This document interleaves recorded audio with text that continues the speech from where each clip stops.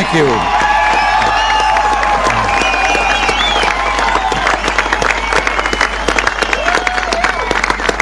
Thank you very much. Chancellor Kohl, Governing Mayor Diepken, ladies and gentlemen, 24 years ago, President John F. Kennedy visited Berlin. And speaking to the people of this city and the world at the City Hall, well, since then, 2 other presidents have come, each in his turn, to Berlin. And today, I myself make my 2nd visit to your city.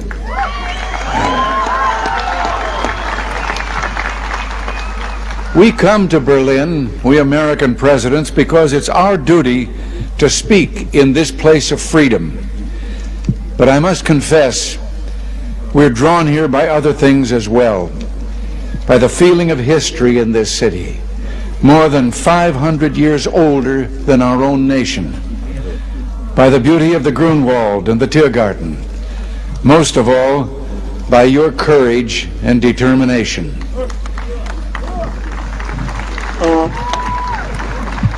Perhaps the composer Paul Linke understood something about American presidents. You see, like so many presidents before me, I come here today because wherever I go, whatever I do, ich hab noch keinen Koffer in Berlin.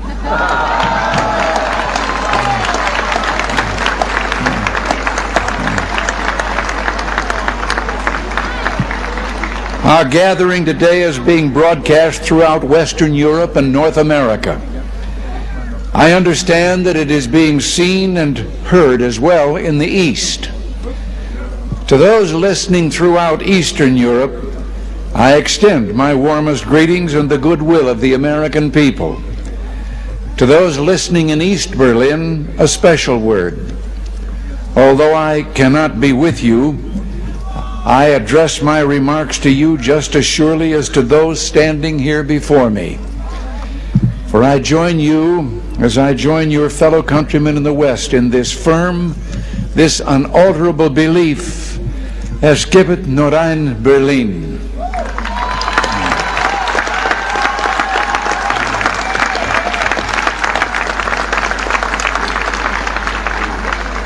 Behind me stands a wall that encircles the free sectors of this city, part of a vast system of barriers that divides the entire continent of Europe. From the Baltic south, those barriers cut across Germany in a gash of barbed wire, concrete, dog runs, and guard towers. Farther south, there may be no visible, no obvious wall, but there remain armed guards and checkpoints all the same. Still a restriction on the right to travel. Still an instrument to impose upon ordinary men and women the will of a totalitarian state. Yet it is here in Berlin where the wall emerges most clearly. Here, cutting across your city, where the news photo and the television screen have imprinted this brutal division of a continent upon the mind of the world. Standing before the Brandenburg Gate, every man is a German, separated from his fellow men.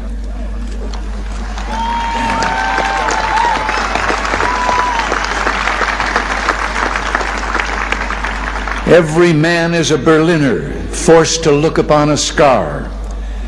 President von Weizsäcker has said the German question is open as long as the Brandenburg Gate is closed.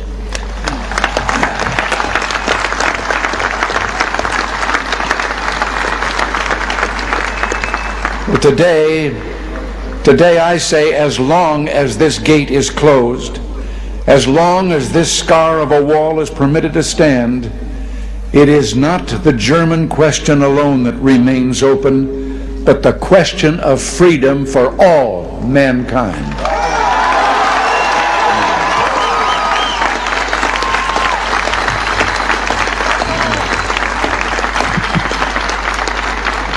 Yet, I do not come here to lament, for I find in Berlin a message of hope, even in the shadow of this wall, a message of triumph. In this season of spring in 1945, the people of Berlin emerged from their air raid shelters to find devastation. Thousands of miles away, the people of the United States reached out to help. And in 1947, Secretary of State, as you've been told, George Marshall, announced the creation of what would become known as the Marshall Plan. Speaking precisely 40 years ago this month, he said, "Our policy is directed not against any country or doctrine, but against hunger, poverty, desperation, and chaos."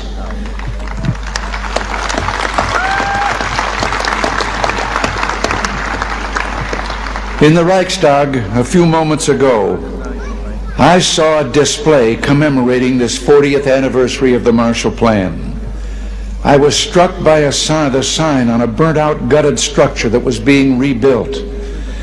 I understand that Berliners of my own generation can remember seeing signs like it dotted throughout the western sectors of the city. The sign read simply, "The Marshall Plan is helping here to strengthen the free world." A strong free world in the West. That dream became real. Japan rose from ruin to become an economic giant. Italy, France, Belgium, virtually every nation in Western Europe saw political and economic rebirth. The European Community was founded. In West Germany and here in Berlin, there took place an economic miracle. The Wirtschaftswunder. Adenauer, Erhard, Reuter, and other leaders understood the practical importance of liberty, that just as truth can flourish only when the journalist is given freedom of speech, so prosperity can come about only when the farmer and businessman enjoy economic freedom. The German leaders reduced tariffs, expanded free trade, lowered taxes. From 1950 to 1960 alone, the standard of living in West Germany and Berlin doubled. Where 4 decades ago there was rubble, today in West Berlin there is the greatest industrial output of any city in Germany. Busy office blocks, fine homes and apartments, proud avenues and the spreading lawns of parkland. Where a city's culture seemed to have been destroyed, today there are 2 great universities, orchestras and an opera, countless theaters and museums. Where there was want, today there's abundance. Food, clothing, automobiles, the wonderful goods of the Kudamm.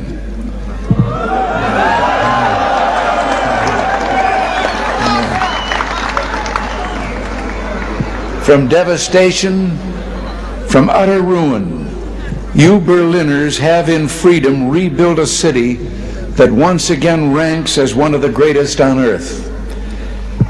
And the Soviets may have had other plans, but my friends, there were a few things the Soviets didn't count on. Berliner Herz, Berliner Humor, ja und Berliner Schnauzer.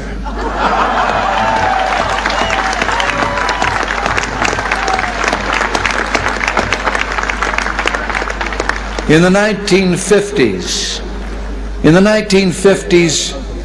Khrushchev predicted, "We will bury you." But in the West today, we see a free world that has achieved a level of prosperity and well-being unprecedented in all human history. In the communist world, we see failure, technological backwardness, declining standards of health, even one.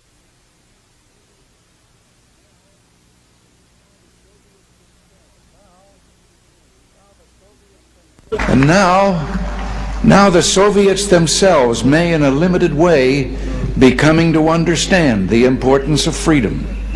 We hear much from Moscow about a new policy of reform and openness. Some political prisoners have been released. Certain foreign news broadcasts are no longer being jammed. Some economic enterprises have been permitted to operate with greater freedom from state control. Are these the beginnings of profound changes in the Soviet state, or are they token gestures intended to raise false hopes in the West or to strengthen the Soviet system without changing it? We welcome change and openness, for we believe that freedom and security go together, that the advance of human liberty can only strengthen the cause of world peace. There is one sign the Soviets can make that would be unmistakable, that would advance dramatically the cause of freedom and peace. General Secretary Gorbachev, if you seek peace, if you seek prosperity for the Soviet Union and Eastern Europe, if you seek liberalization, come here to this gate. Mr. Gorbachev, open this gate.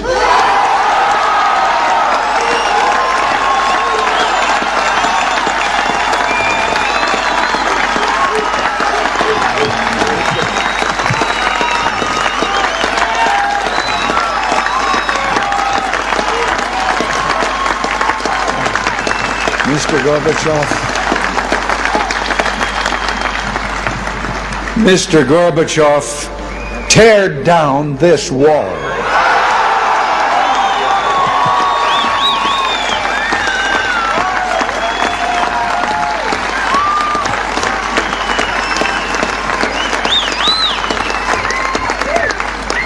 I understand the fear of war and the pain of division that afflict this continent, and I pledge to you my country's efforts to help overcome these burdens. To be sure, we in the West must resist Soviet expansion. So we must maintain defenses of unassailable strength. Yet we seek peace, so we must strive to reduce arms on both sides. Beginning 10 years ago, the Soviets challenged the Western alliance with a grave new threat. Hundreds of new and more deadly SS-20 nuclear missiles, capable of striking every capital in Europe. The Western alliance responded by committing itself to a counter-deployment. Unless the Soviets agreed to negotiate a better solution, namely the elimination of such weapons on both sides, for many months, the Soviets refused to bargain in earnestness. As the alliance in turn prepared to go forward with its counter-deployment, there were difficult days of protests, like those during my 1982 visit to this city. And the Soviets later walked away from the table. But through it all, the alliance held firm.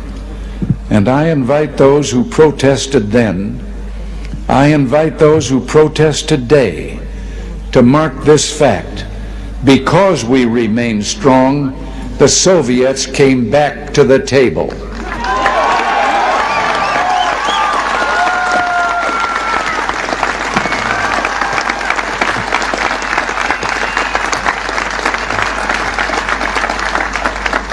Because we remain strong today, we have within reach the possibility not merely of limiting the growth of arms, but of eliminating for the first time an entire class of nuclear weapons from the face of the earth. As I speak, NATO ministers are meeting in Iceland to review the progress of our proposals for eliminating these weapons. At the talks in Geneva, we have also proposed deep cuts in strategic offensive weapons. And the Western allies have likewise made far-reaching proposals to reduce the danger of conventional war and to place a total ban on chemical weapons. While we pursue these arms reductions, I pledge to you that we will maintain the capacity to deter Soviet aggression at any level at which it might occur.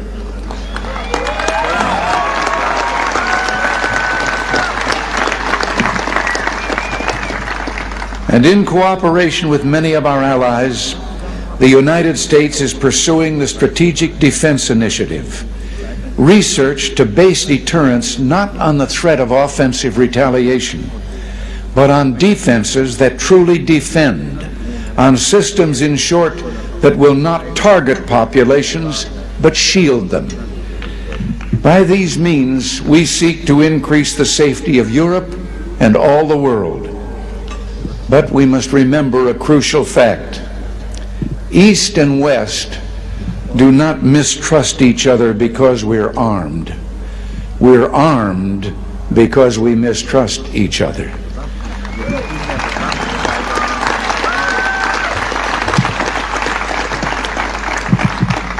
And our differences are not about weapons, but about liberty. When President Kennedy spoke at the City Hall those 24 years ago, freedom was encircled. Berlin was under siege. And today, despite all the pressures upon this city, Berlin stands secure in its liberty, and freedom itself is transforming the globe. In the Philippines, in South and Central America, democracy has been given a rebirth. Throughout the Pacific, free markets are working miracle after miracle of economic growth. In the industrialized nations, a technological revolution is taking place, a revolution marked by rapid, dramatic advances in computers and telecommunications. In Europe, only one nation, and those it controls, refuse to join the community of freedom.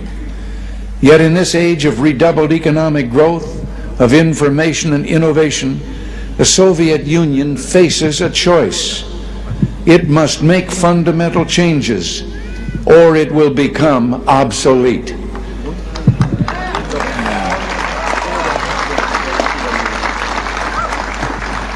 Today, thus, represents a moment of hope. We in the West stand ready to cooperate with the East to promote true openness, to break down barriers that separate people, to create a safer, freer world. And surely there is no better place than Berlin, the meeting place of East and West, to make a start.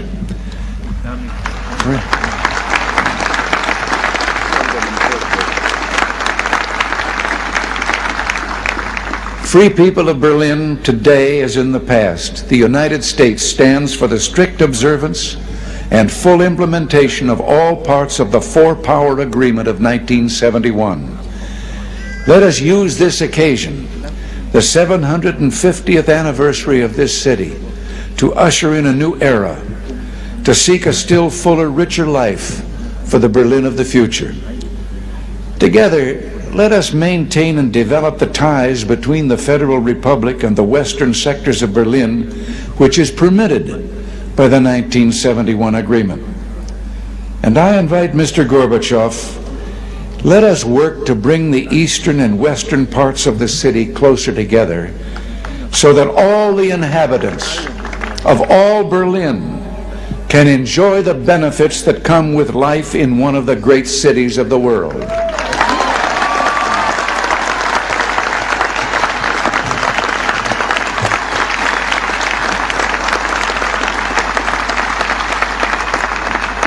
To open Berlin still further to all Europe, East and West, let us expand the vital air access to this city, finding ways of making commercial air service to Berlin more convenient, more comfortable, and more economical. We look to the day when West Berlin can become one of the chief aviation hubs in all Central Europe. With our French and British partners, the United States is prepared to help bring international meetings to Berlin. It would be only fitting for Berlin to serve as the site of United Nations meetings, or world conferences on human rights and arms control, or other issues that call for international cooperation.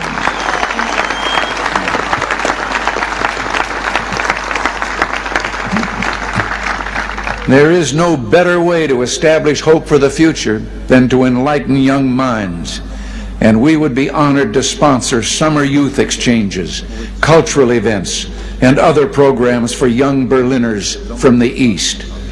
Our French and British friends, I'm certain, will do the same. And it's my hope that an authority can be found in East Berlin to sponsor visits from young people of the western sectors.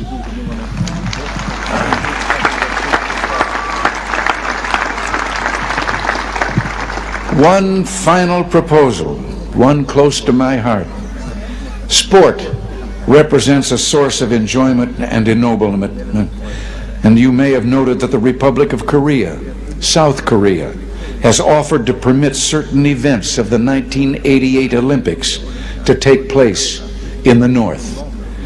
International sports competitions of all kinds could take place in both parts of this city.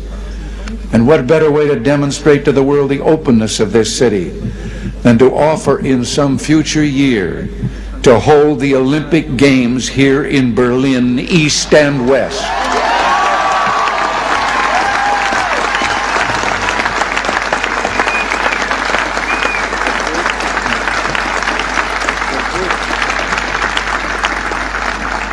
In these 4 decades, as I have said, you Berliners have built a great city.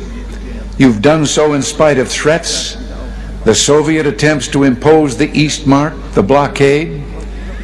Today, the city thrives in spite of the challenges implicit in the very presence of this wall. What keeps you here? Certainly, there's a great deal to be said for your fortitude, for your defiant courage, but I believe there's something deeper, something that involves Berlin's whole look and feel and way of life, not mere sentiment. No one could live long in Berlin without being completely disabused of illusions. Something instead that has seen the difficulties of life in Berlin but chose to accept them, that continues to build this good and proud city in contrast to a surrounding totalitarian presence that refuses to release human energies or aspirations. Something that speaks with a powerful voice of affirmation, that says yes to this city, yes to the future, yes to freedom. In a word, I would submit that what keeps you in Berlin is love.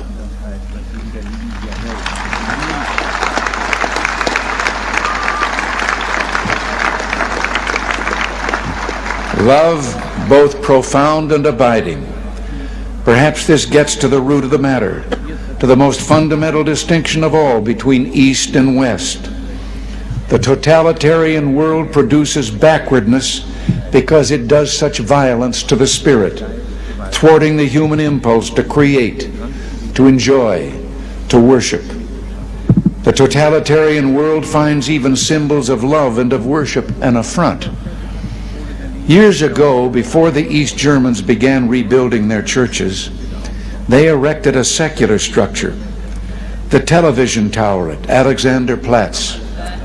Virtually ever since, the authorities have been working to correct what they view as the tower's one major flaw, treating the glass sphere at the top with paints and chemicals of every kind.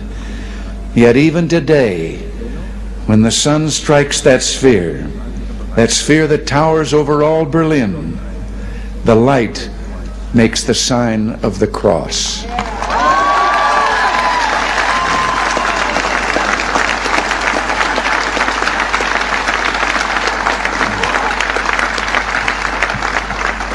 There in Berlin, like the city itself, symbols of love, symbols of worship cannot be suppressed. As I looked out a moment ago from the Reichstag, that embodiment of German unity, I noticed words crudely spray-painted upon the wall, perhaps by a young Berliner. Quote, "This wall will fall, beliefs become reality."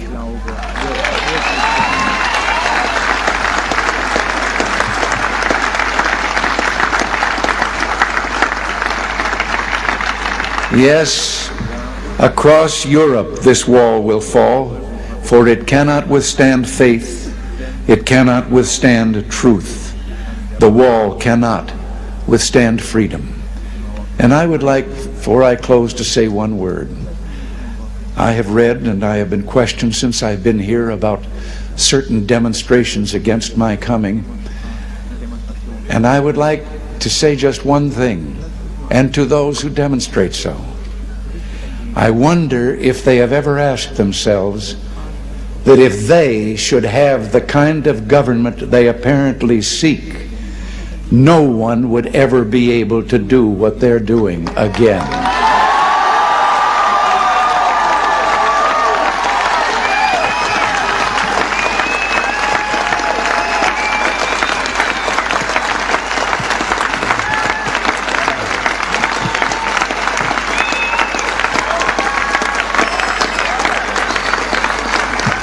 Thank you, and God bless you all. Thank you.